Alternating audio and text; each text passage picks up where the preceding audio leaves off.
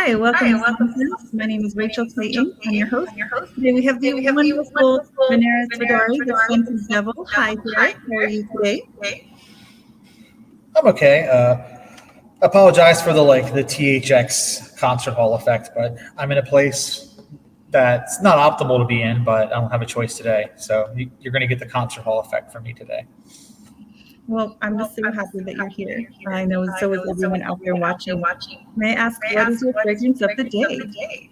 So up here in the Pacific Northwest, we're having a heat wave, and we've had a string of 90-degree plus 32, 33 for the Celsius people, but 90, 91, 92-ish high humidity heat wave up here.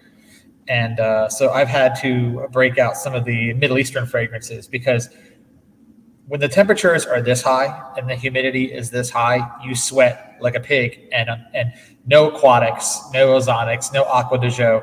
I don't care if it's parfum or what a concentration.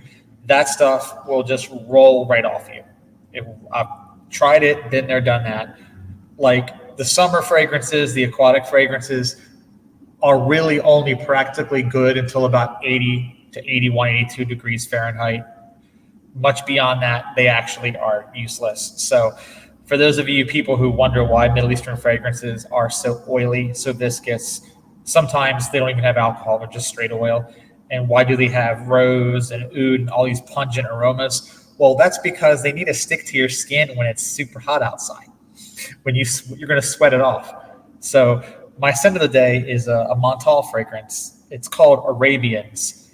Yesterday, I wore a Montal called Attar, and tomorrow is going to also be another 90-degree day, so I'll wear a different Montal. But the Montals kind of represent a compromise because they're still oil heavy, but they have a level of alcohol in them, so you can spray them. So they're sprayable. But yeah, they're very oily, very viscous. And if you like oud, you like rose, you like frankincense, sandalwood, amber, all the really pungent stuff, Montal is a good bang for buck in that regard. And also, if you're outside like I am all day, you want a fragrance that you're going to be able to smell 8 hours later. Because otherwise, if I wear something like Aqua de Joe, it's gone in like 2 hours tops. And I'm just reapplying it all day, and it's just a waste. So, yep, there you go. Montal Arabians. I think 2016. I don't know. It's somewhere in there. It's a newer one, but yeah. It's a rose oud, but it has a fougere twist, so it's kind of interesting. It's rose, oud, sandalwood, but then it's got a twist of lavender, twist of tonka. So it's like someone took your typical Montal black oud kind of fragrance and then dropped some fougere into it and then stirred it up. So it's fruity, floral, green, but also resinous. It's got that sticky, that Middle Eastern vibe. So I like it. Awesome. Thank you so much. So, and that talking about the heat and the humidity and how the fragrances that work up to a certain point and then you actually need something different, that I discovered that the summer in Taiwan, which was 99% humidity, upper 90s, 100 degrees every day. I mean, it was, the Tropic of Cancer runs through Taiwan. Like, it was crazy. And I discovered very much the same thing. It totally threw off my expectations. The fragrances I brought with me, almost none of them worked. It was really a learning opportunity for me, and I discovered much the same thing. My fragrance of the day is by Grossmith. It is called Golden Chypre. I've kind of been going a little bit nuts about this house. It's really wonderful. Trying a lot of things. Golden Chypre is actually does pretty well in the heat. It has a classical Chypre structure. With some kind of, it reminds me of the very, very early fall when the leaves are just starting to turn. That's the picture that gets painted in my head. It has some spice, some warm spices, some orange, and then kind of your classic Chypre structure with, rose and jasmine. And then I believe I don't remember if it has oak moss or not, but it definitely has some vetiver and some other green notes in the base, probably a touch of oak moss, but definitely a lighter style, like definitely not an 80s kind of oak moss bomb, but it definitely is a classic Chypre structure. It was really interesting, cool, kind of very, very early fall, the first time you see the leaves turn, feel and vibe to it. But in general, this house is really interesting. And this is one of these houses that was kind of a revival house that has a really interesting history. And I know, Derek, that you know a bit about the history of these houses, and I thought I might ask you to share your knowledge. Okay, well, so Grossmith is a house that I affectionately call them zombie niche because other classical niche houses like Guerlain, Caron, that never went out of business. They just somehow persevered over the last 150 some odd years, century and a half. Well, there was a point in time when those houses had a lot more peers, Guerlain and Caron and Houbigant, which Houbigant could also be called zombie niche in some ways, but not really because they never officially went under. They just changed hands a whole bunch of times. But these houses had a lot of peers, and Grossmith, Parfums de Rosine, Parfum d'Orsay, some other ones, Le Gallienne, there's a bunch of these older houses that either started in the late 19th century or very early 20th century. And unfortunately, they became the zombie niche because they didn't survive the Great Depression. A lot of them, just like today's Creed and today's Raja Dove and today's Fong Dang and today's, let's see who else is in that price bracket, Spirit of Dubai and these other really high-priced Parfums, de Marly, et cetera, Frederick Mall. These super high-end fragrances that all go $300, $400, $500 a bottle. They target a very specific class of, certain income level of the buying populace, and they very much mirror a century ago. 100 years ago, there wasn't a Creed for fragrance. There was for like tailoring and stuff, but there wasn't a Creed. There wasn't a Parfum de Marly. There wasn't a Raja Dove. So if you were the 1920s equivalent of a millionaire, a multimillionaire, you were 1920s equivalent of a tech bro or finance Wall Street shark or whatever, a century ago, you wouldn't have looked at Dove or Creed. You would have looked at Grossmith. You would have looked at d'Orsay. You would have looked at Parfum de Rosine. You would have looked at those brands. Those were the ones that were trying to sell to the one percenters,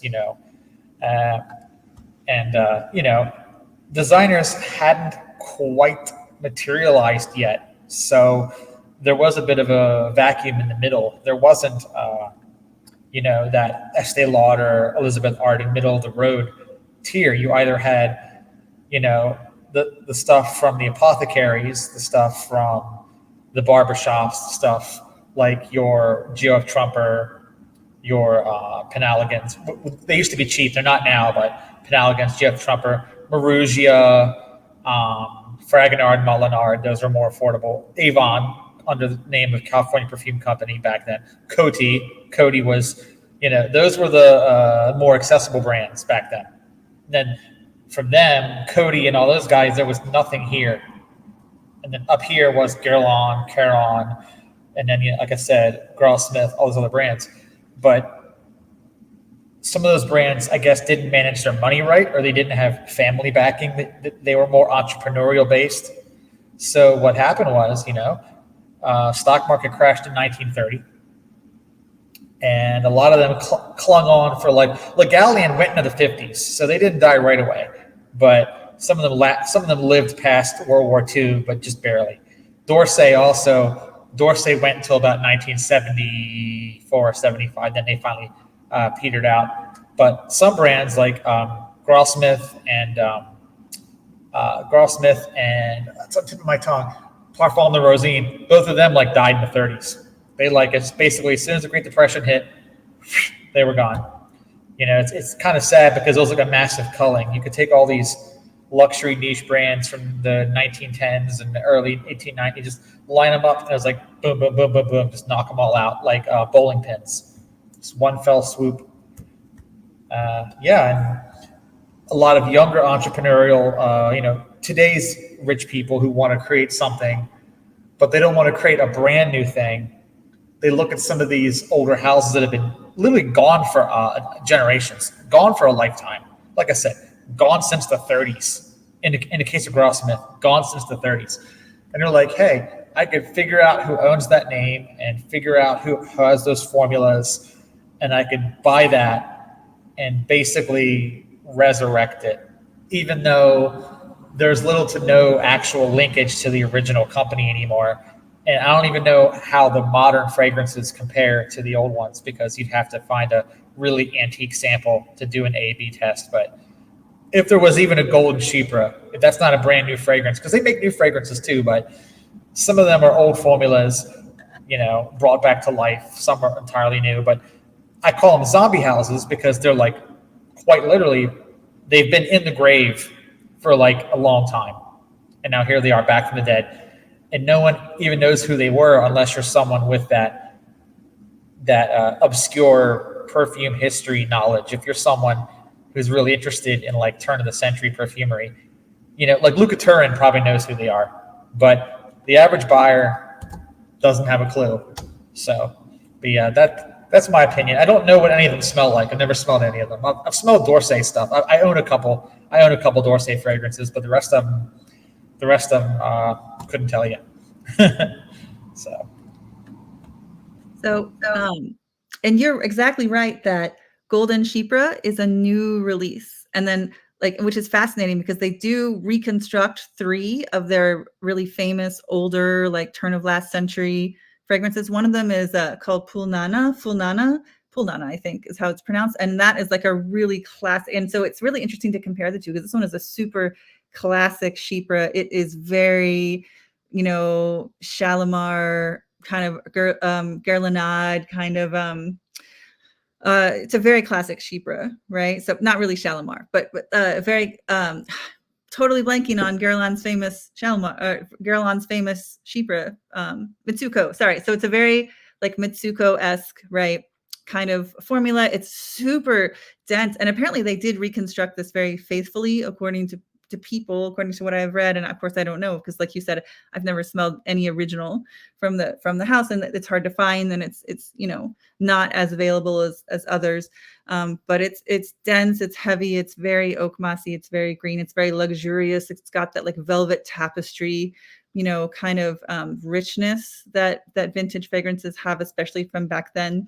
It's got that kind of earthy, dusty aspect that something like a Jetty has. Like it's just dense and rich and heavy, and you can tell it's just got a lot of complex, at least in my opinion, to my nose, got a lot of complex, rich naturals to it, versus their modern Chypre, which is, obviously they want to give their interpretation of what a modern Chypre would be and what a modern person would like to wear. It's much lighter.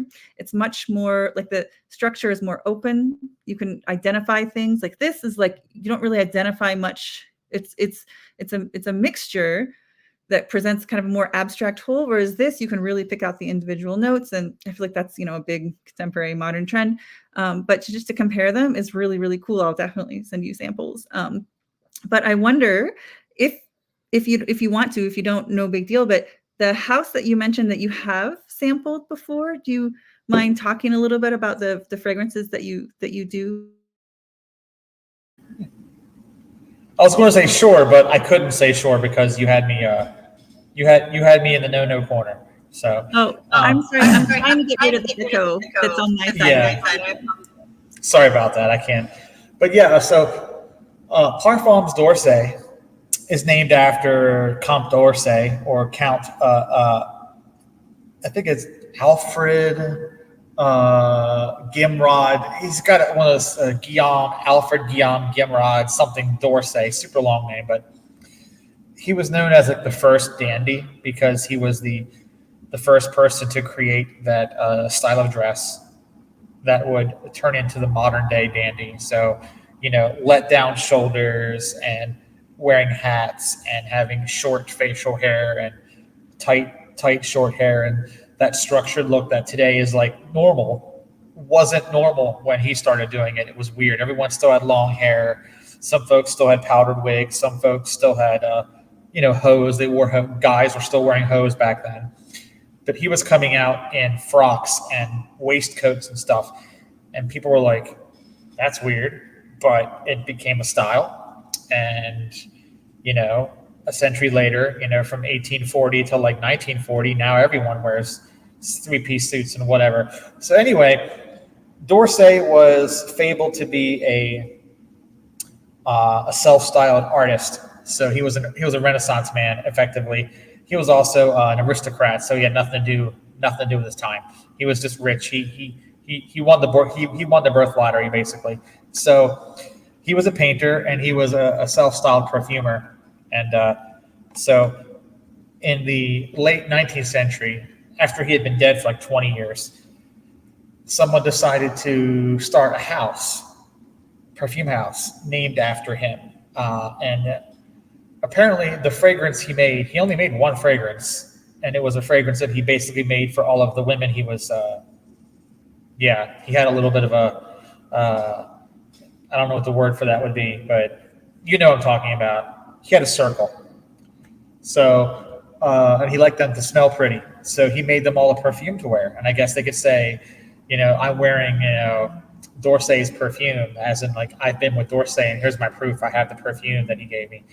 So evidently that was a very orange blossom, heavy fragrance, very simple fragrance too, I might add, but it became the first proper D'Orsay fragrance that was originally called Cologne D'Orsay because it was no to cologne. In that time period, it would have been, and then it got up concentrated into an eau de toilette, and that became Etiquette Blue. So that fragrance is called Etiquette Blue. And then D'Orsay, the perfume house, had no relation to D'Orsay, the aristocrat. It was actually founded in New York by a bunch of financiers and entrepreneurs that wanted to like get in the perfume business, and they wanted to compete with Guerlain and all that. So they were almost like the Guerlain of New York in some ways. They were the high end, more expensive than Coty, more expensive than whatever, but they were based out of New York. They had a Paris boutique too, because of course they did.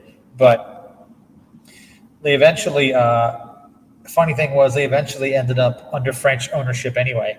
So, and the French owner, whose name eludes me, it was a woman actually, and her son was sent off to perfume school because they originally had to hire out for perfumers, like a lot of brands, still do.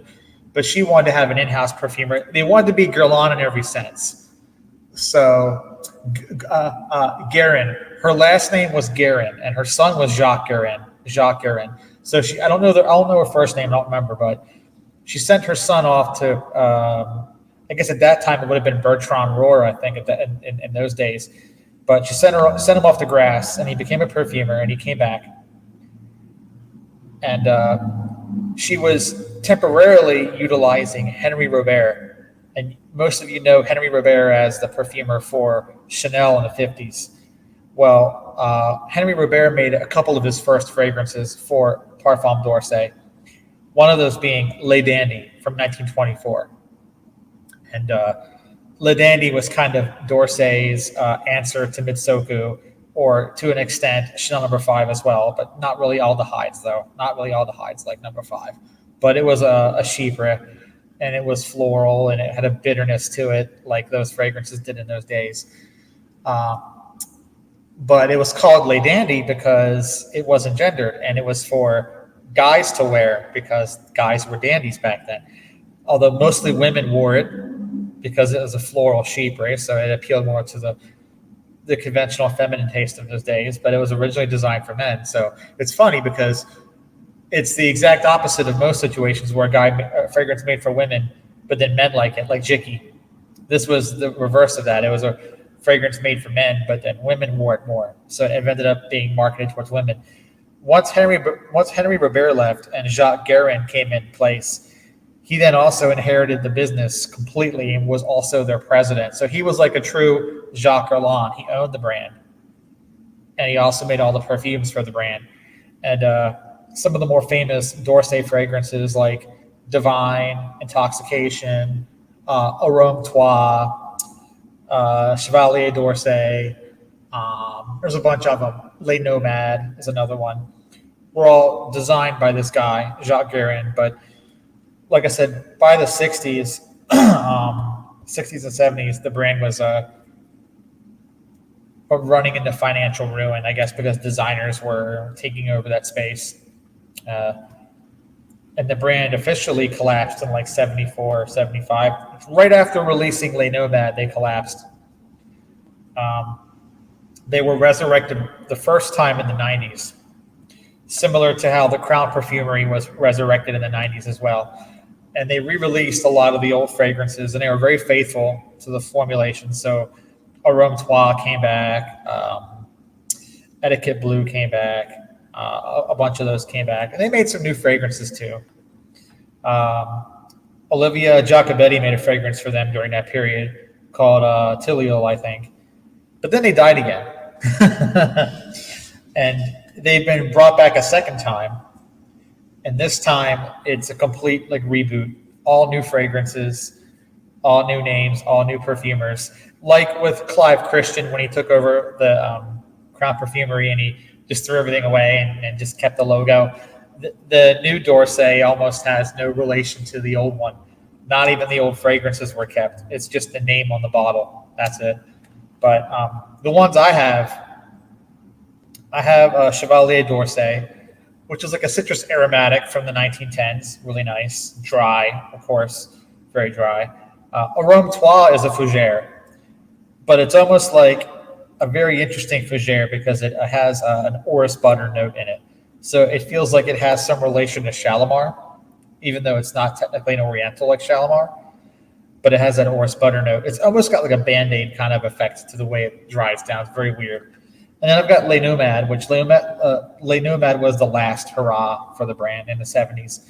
It's a very green fragrance. Has a lot of vetiver in it, but it also has some resin, some tolu balsam in it. It's really interesting. Bitter green, but also with a certain smoothness to it. Very 70s, very of that time. But yeah, D'Orsay had these really heavy, ornate bottles too. Of course, Lalique and Baccarat made a bunch of them, which is why when they brought the brand back in the 90s, they didn't reissue those bottles, of course. They would have been too expensive. But the really vintage D'Orsays come in these beautiful etched, Lalique bottles and Baccarat bottles with like snails and stuff on them and like cherubs and whatever not. So it's pretty cool. That's about it for them.